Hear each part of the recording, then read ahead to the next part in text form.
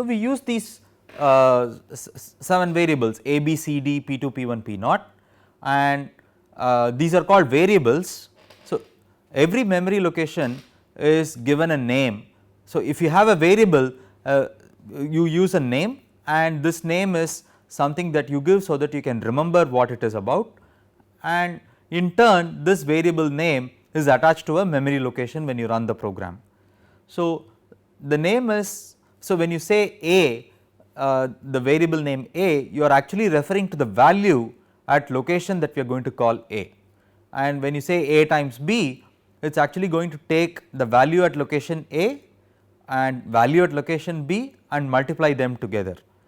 So, the name is actually referring to the data, and you usually have names which make some sense to you. So, it could be roll number, class size, or in our example we use P2, A, B, etc. So, these variables have some kind of data type attached with them. So, in our example we expected A, B, C, D to be integers, or we wrote the program to be in such a way that they are integers, and P2, P1, P0 are also integers. So, because they are integers, they cannot have something like a string. Let us say it cannot have my name assigned to A equal to Shankar does not make sense, A should be a number. Then all the data internal to the computer is actually represented as a sequence of ones and zeros of some particular size or some predetermined size, which we will call word. Right. So, this integer is supposed to be of certain number of bytes, and usually integer is of size 4 bytes. Then there are these various operations that we did. So, if you look at A times C, which is assigned to P2, then the star is an operation, the assignment itself is an operation, and so on. So, instructions take the data that is stored in the variables as arguments, and some of these instructions actually perform operations. For example, if I do x equals x plus 1, it takes the integer x, add 1 to it, and the result is then put back in the same location x. And some other instructions actually do change the order in which the program is run, and these are called control instructions. We will see them in a little more detail later. So, I want you to look at this x equals x plus 1 in a little more carefully. So, if you do basic algebra, you may be confused about this statement. So, let us say x equals x plus 1 is written in a C program, and you look at it, if you do basic algebra from your 6th grade or 7th grade, you would cancel x on both the sides and you would be looking at 0 equals 1, right. So, but that is indeed not the case. So, the assignment operation is something which is different. Do not treat the equality as, do not treat the sign equals to as though it is an equality. So, the way it should be looked at is, it is a statement, it has to be executed, and the way it is done is you execute whatever is on the right side, you get a result from there, you take that result and put that result on the variable on the left side. So, let us look at the program. A program is a sequence of instructions. Normally the processor will work in the following sequence of steps. Step A would be pick the next instruction in the sequence, then step B would be get data that is required for the instruction to operate upon, execute the instruction on the data. So, if it is star, then you do multiply, if it is plus you add, and so on, and a step D would be take it and store it back as a result somewhere. It could be either a memory location or it could be some internal storage, like 4 and 6 were stored in our steps, and finally go back to step A itself, look for the next instruction, and so on. So, this is going to be repeated in a loop. So, you pick the instruction, you pick the data that is required for it, you do the operation, store the result, go back and pick the next instruction, and keep doing this till there are no more instructions for the particular program. So, let us take a careful look at what the assignment itself means. So, this equality or the equal symbol that you saw is called the assignment operator. So, when you see P2 equals A into C, you multiply A with C and the result is assigned to the variable on the left side called P2. Therefore, we call this equality an assignment operator. It takes the value and puts it in the memory location P2. Therefore, it is doing an operation which is a memory operation. in this case it is a memory write operation, you are writing to memory. So, it is an assignment operator. So, the value of a variable could be modified due to an assignment. So, the way it works is the left hand side is the variable to be modified and right hand side is the value to be assigned. So, you have variable name equals value. So, if you have a equals to 1 as the assignment statement, then 1 is the value that gets assigned to a. If you have a equals to c, c could itself be another variable. You do not copy the character c into a, instead you go and look at the variable called c, look at the value that c contains and copy that value into a.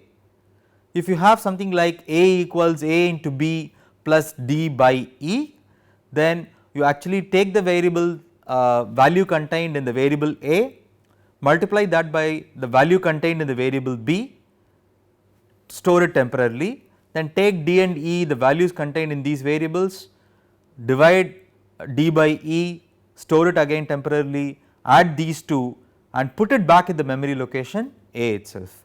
So, the process is the right hand side is evaluated first. So, you would evaluate this right hand side first, and after completing and only after completing all the operations on the right hand side, the assignment operation is performed. This will write the result back onto the left hand side. So, variables and constants are two typical things. So, this is where I want to bring this distinction between what is a variable and what is a constant. So, a variable is something that can change during the execution of a program, whereas a constant cannot change its value during the execution. So, you look at a equals 1, a is a variable here, 1 is number 1, number 1 is not going to change during the execution of the program. Therefore, 1 is a constant and a is a variable. So, the variable names are made up of letters, digits and underscore. So, these are called identifiers. So, for different memory locations you give different identifying names, just like we have names, variables are the names for the memory locations, and the variable names are what are called case sensitive. What that means is uppercase or capital letters are different from lowercase or small case letters. So, if I use a variable name called class size with a capital S, it is going to be different from a variable called class size with a lowercase s. So, these two are two different variables, which means they will get two different memory locations assigned to them, and the maximum size that you can have for a variable name is 31 letters. You cannot have more than 31 letters for a variable. The first character for a variable that you have that you write must be a letter. It cannot be underscore or it cannot be a digit, it has to be a letter. Typically you use a meaningful and self documenting name for the variables. So, for instance, let us say I want to use pi or pi. So, pi is a constant, pi is not going to change the change its value, it is going to be 3.141 and so on, it is a constant. So, usually constants are given names which are all capital letters, whereas variables are given names which are usually a mix of lowercase and uppercase letters. And then there are keywords or words that are reserved by the programming language. We already saw if statement in module 2.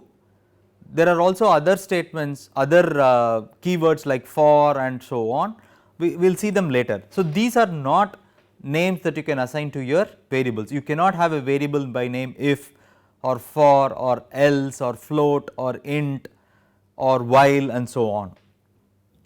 So, the variable declaration goes as follows. Once you declare, you get storage. I already showed that in the animation. Declaration is in the general form, you have the data type followed by the variable name or a list of variable names. The various types that are allowed are integer, float, character and double. Int is for integers, so you can only store integral values in them. Float and double are for real values and you can store a dot something, so 5.34, 3.14 and so on. Char is for character, it can store a single letter like A, B, C, D or such things. So, if you look at the statement int x semicolon, what it really does is you have a variable by name x and it is of data type integer, and there is a memory location which is labeled x for this execution of the program, it assigns a certain number of bytes for this. Whenever you use the variable x in your program, it will during the execution this value which is contained in this location x is used. We use the term variable not because so we actually use the term variable because the value of a variable can change during the execution of the program. So, a program is essentially a modification of variable values. So, for instance, even the variables a, b, c and d, they had some unknown values initially and they changed only when the user input those values. Similarly, P2, P1 and P0 were unknown values initially and they changed once the operations on the respective right hand sides were over. So, each C program is a modification of variable values, and the modification can happen due to operations like plus, minus, slash which is for division, star for multiplication and so on. These variables can also change values because of functions or operators provided by the system. So, for example, I could say a equals sine of x, so x would be treated as a parameter to the function called sine. Sine is a built-in function in the math library. It will do a sinusoid or sine of x. The result of sine of x will be stored in this variable called a, or these variables can change due to some functions itself which the programmers create. We have not written any such functions yet, we will see them as we go along. Let us look at the kind of operators in C. There are 4 basic operators for arithmetic, namely plus, minus, star and slash. They stand for addition, subtraction, multiplication and division respectively. You can use these operations against integers and floating point numbers. So, plus and minus for integer and floating point will just add the values or subtract the values. Star and slash have a little bit of meaning or a change in meaning when you attach them to integers or as opposed to floating point. When you do integer division, the fractional part of the result is truncated if you do integer division. So, for example, 1, 2 or number 12 is an integer and number 5 is an integer. So, if you write 12 slash 5, you are dividing 12 by 5, and even though the result is 2.4, this 0.4 is truncated. So, the result of dividing an integer by another integer is also an integer. In this case it is only 2. So, a more drastic case is if you divide 5 by 9 for example. So, 5 is smaller than 9. So, when you divide 5 by 9, you have a fraction and no integer value. So, the result would be 0. So, you have to watch out for this when you program, but for now this is not a problem. And then there is this modulo operator or percentage. So, this percentage, if you write x percentage y on the right hand side of a assignment statement, what it will do is it will take x and divide it by y, but instead of putting the quotient it finds out the remainder. So, a by b finds out the quotient and a percentage b finds out the remainder. So, this is for integers. So, of course, for floating point numbers a percentage b does not make sense. You can take any floating point number, divide by another floating point number, and you can always get a coefficient with the modulo being 0. So, this is called the modulo operator because it finds out the remainder. So, percentage is defined only for integers, it is not defined for floating point. Let us look at these operators. If you look at operations, just like when you write expressions in your basic algebra, there are rules that you have to follow, the rules of precedence. So, even in our example we had a times d plus b times c, which was written as a into d plus b into c, right. So, what is the order in which things are done? So, the first precedence is for parenthesized expressions, the next precedence is for star and slash and modulo, and the last level of precedence is for plus and minus. So, to illustrate what I mean by that, let us take this expression, this complicated expression a plus b times c plus d and c times d and so on. So, if you are not careful, you may end up doing something like this. So, let us say I start looking at it from the left side, I see a plus b, I take a and b and first add it. and then I multiply the result by C, I take the result multiplied by D, take that result, find the modulo by E and so on. But this is not the way in which we do this in algebra either. So, in algebra if an expression like this is written, then you do not do the addition first, you go and look for higher precedence operations first followed by lower precedence operations. So, the numbers that you see on the right side are not the values attached to these variables, instead that indicates the order in which the operations will be done. So, if this expression is given to you, the very first operation that will be done would be B times C. So, this star is the very first operation that will be done. The result of B times C will be stored temporarily somewhere, that result will be multiplied by D. So, this star is the second operation that will be done. So, now you have B times C times D. The third operation that will be done is percentage. So, BCD percentage E will find the remainder of dividing BCD by E. Once that is done, then the next operation that is done is plus. So, you will do A plus that, whatever is in this expression here.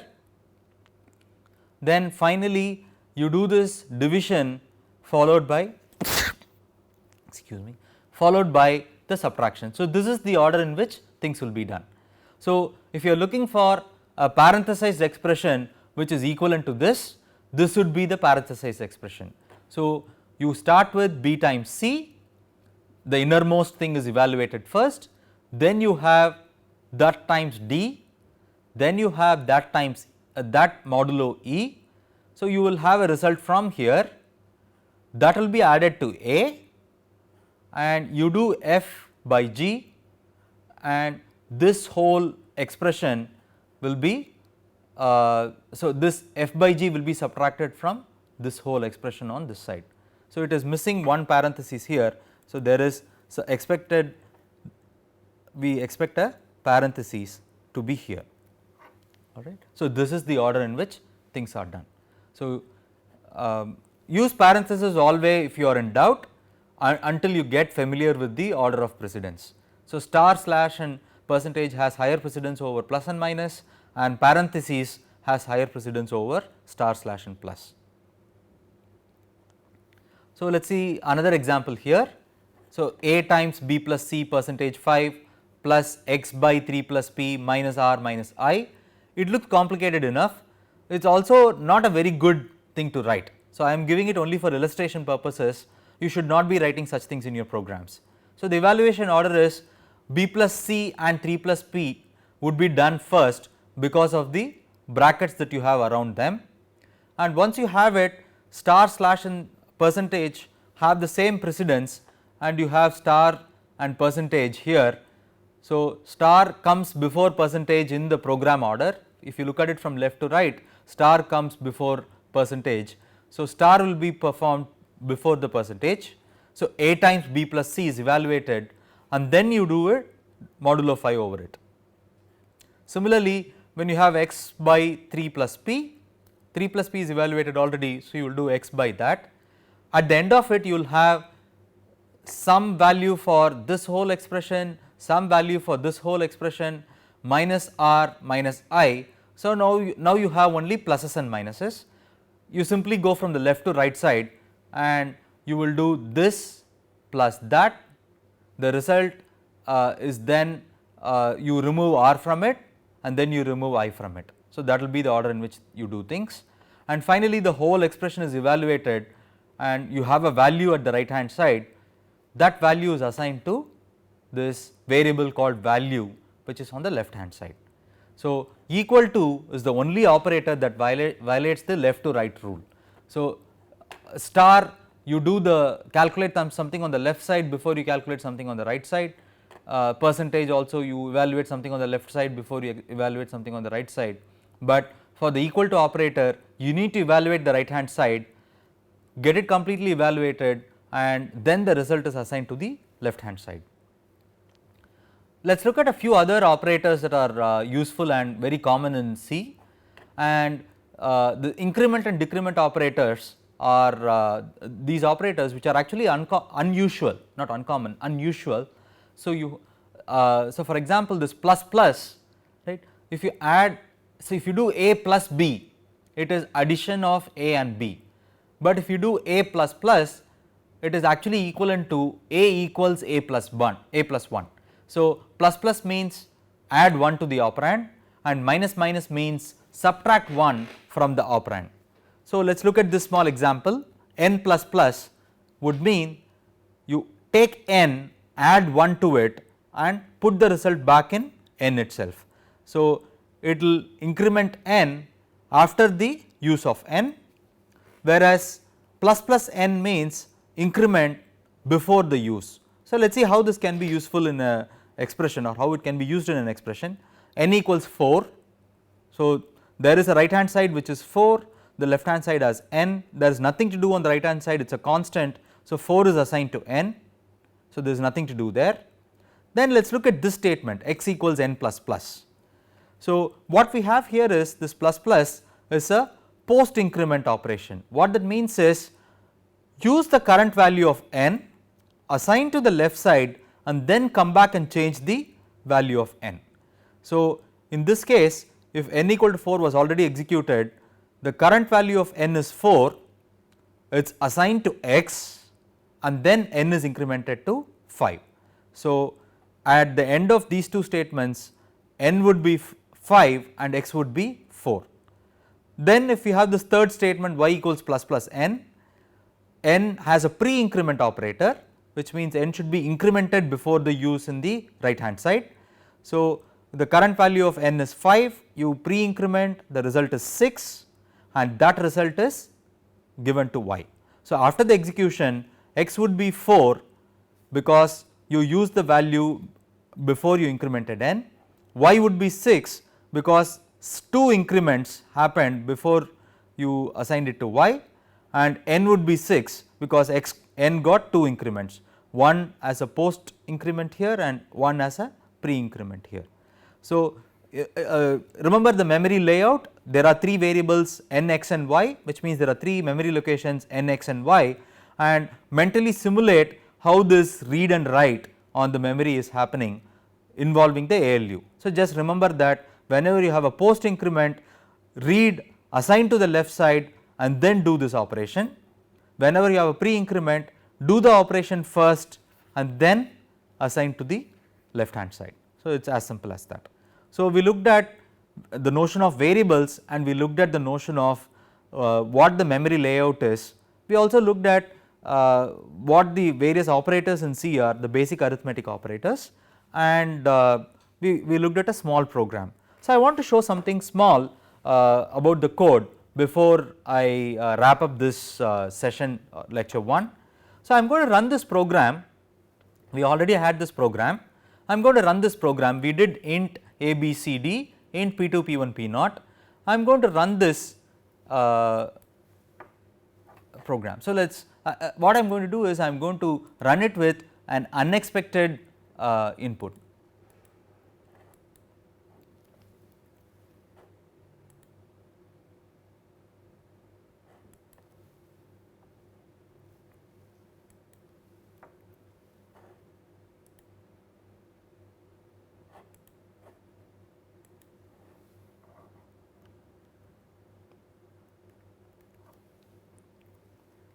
So, I expect integers a, b, c and d to be given integral values. What if I violate that? So, what I am going to do is I am going to take two polynomials 1.5x plus 1 and multiply it with 1.5x plus 1 itself. So, I will try 1.5 and right away I have some result here which says the product is something. It did not even give me a chance to enter b, c, d and so on, it gave me some product and clearly this is not what we expect. So, the variables a, b, c, d were integers and by just giving the input 1.5 somehow it got values for b, c and d, incorrect values of course, and it gave me some polynomial here as a result also. So, something bad happened here. So, we will sit down and reason about this at a later point of time. So, this is just to show you that in module 2 we looked at some values that I gave to the program, and for A, B and C it still gave me correct results, but it is not because that it got the correct values in place, something else happened there. We will sit down and reason about that at a later point of time, but this is a program where entering a wrong data type, 1.5 is a floating point, I gave it when an integer was expected, and the program so called crash, it gave me something which is unexpected. So, with this we are at the end of lecture 1. So, see you in lecture 2.